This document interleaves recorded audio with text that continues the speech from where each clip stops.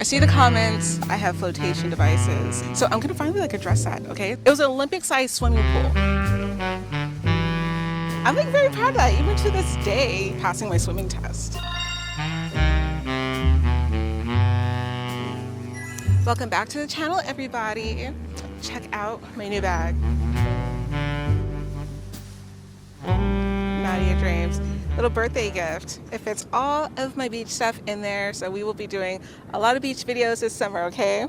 But today, I figured we'd do a video on how I learned how to swim, which is basically me floating, okay? It's a really interesting story. Tune in. Don't laugh too much at me, okay? All right, let's go. I haven't busted this out in a while.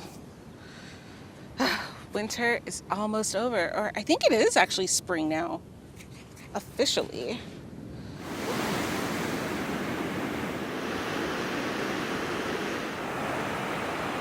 I see the comments with you guys saying how I have flotation devices and everything. So I'm gonna finally address that, okay? Sorta, kinda, in this video. And I know some people have said that this is not an educational channel, but I feel like you guys are learning something from me. I drop little nuggets here and there. Leave a comment if you guys have learned something from this channel, okay?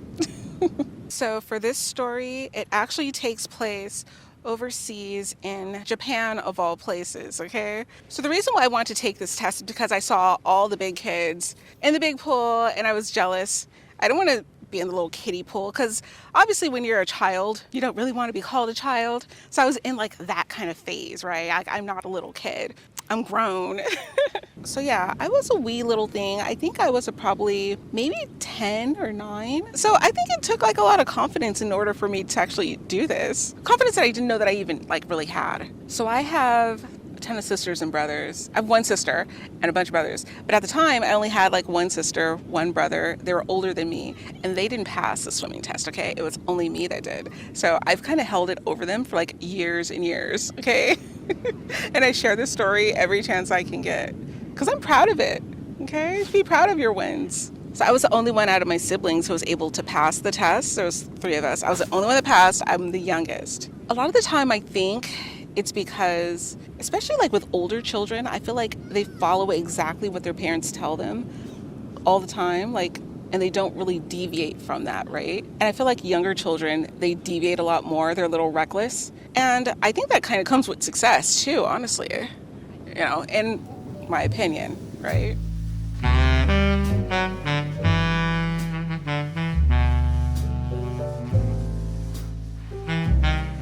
It was an Olympic-sized swimming pool. Okay, so when you're 9 or 10 years old, when you see a pool that big, you're kind of just oh my God, this is the biggest pool ever, right? I guess looking at it now, it's still big. It's not as big as it was when I was a child. I asked him, how do I do the test? What is the test? And he said, well, all you have to do is swim from one side of the pool to the other without holding on to the sides. An Olympic-sized pool. I was like, well, I can do that, okay. I had no practice or anything. I went back the next week. I didn't tell my mom or anybody what I was doing. I get into the pool and I start doggy paddling, right? Just off instinct. I didn't even know what doggy paddling was, right? So I flip over onto my back and I just kind of lay there, right? I just figured out and I could rest. Then I started moving my arms, right? And then before I know it, I was seeing that I was making progress, right? And I was able to make it from that one side all the way to the other without touching the sides. I was proud of myself. I passed the swimming test and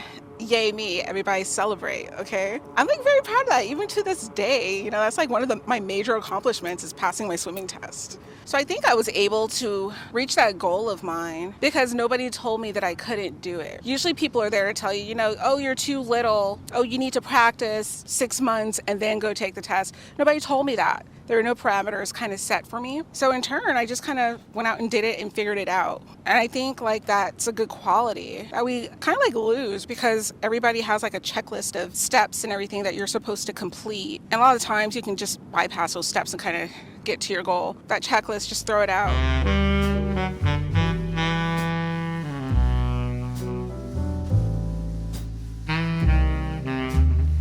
That's gonna in today's video. But the moral of the story is just try not to even give advice a lot of the time, because it includes blind spots, biases, and things that are specific to you. And a lot of time, advice, you're actually just talking to your younger self, what you would have did if you were that age again. You know, if you were in somebody else's position. And it can do a disservice. So just shut up. I'll catch you guys on the next video. Like, subscribe, tune in to the next one. I'll see you later.